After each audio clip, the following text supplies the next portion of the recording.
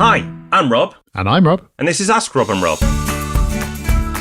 Yes, it is Ask Rob and Rob. You are correct. It is the show where we take two of your questions and we provide two answers. And it all starts, Rob, with our dear listener taking one simple action. Yeah, it is simple. You just go to propertyhub.net/ask. There, you'll be given more than one option of how you can submit your question. And don't worry if you mess it up. You can have as many goes as you like. And once you've nailed it, you may find yourself on this show. But that's not it. You can also submit your question to the Sunday Times there in written form as well. So whatever you prefer, just go to propertyhub.net/ask.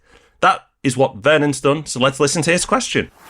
Hello, my name is Vernon. I was just wondering if it's worth me investing in a property in the north of the UK.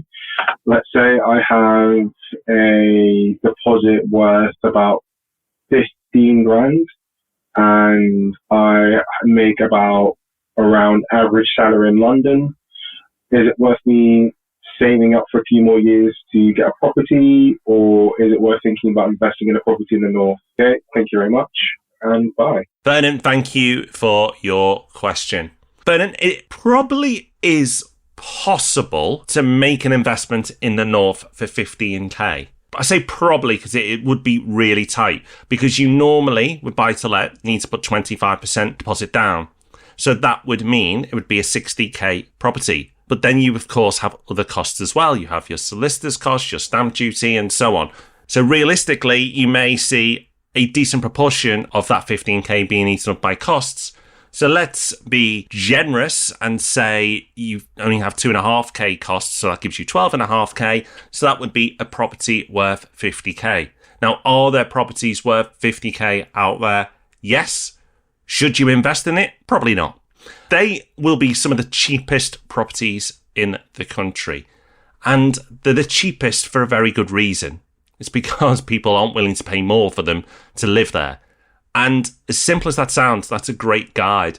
You don't want to be investing in the cheapest, and some people would sometimes call the worst, but that worst is subjective, places in the country. It would be well worth your time building that pot up. Because of leverage, every 5k you save, you've got another 20k to invest. So leverage is so powerful for you here. So it's not to say, oh man, I've got to save another 50k. No, you haven't. But you do need to save a bit more, because that will really open your options up. The problem with cheaper properties and the amount of money that you have is if you have maintenance issues, if you don't have a pot to draw on, that could put you in a lot of trouble. If you have tenant challenges, which at that price point you probably will have more, then again, you need more money to be able to draw on.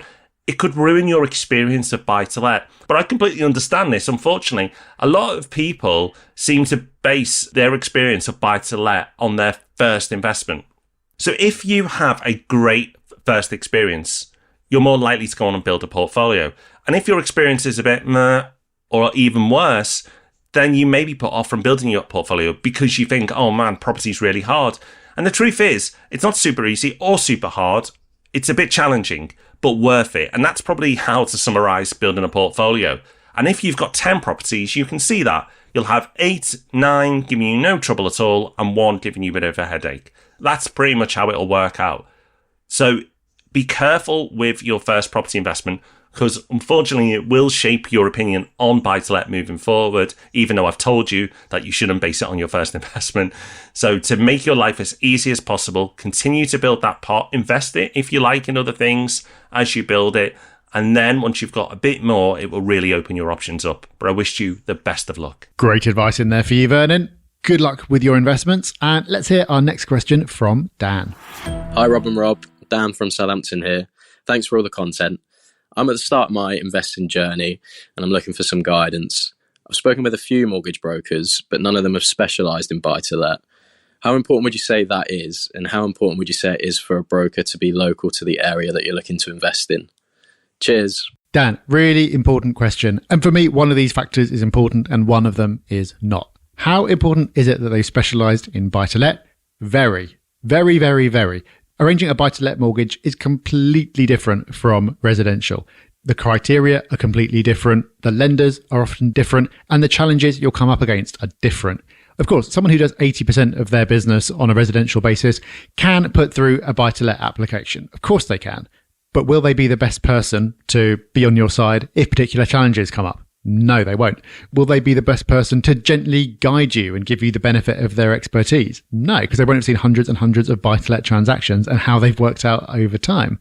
And will they be able to place you with the right lender for you? Again, not necessarily. They might be able to find you the cheapest rate, but that's not the same as the right product for you because it's about so much more than that. So I would say definitely work with a broker who specialises in buy-to-let. There are plenty of good ones out there and it's very much worth it. How important is it for them to be local to the area that you're looking to invest in?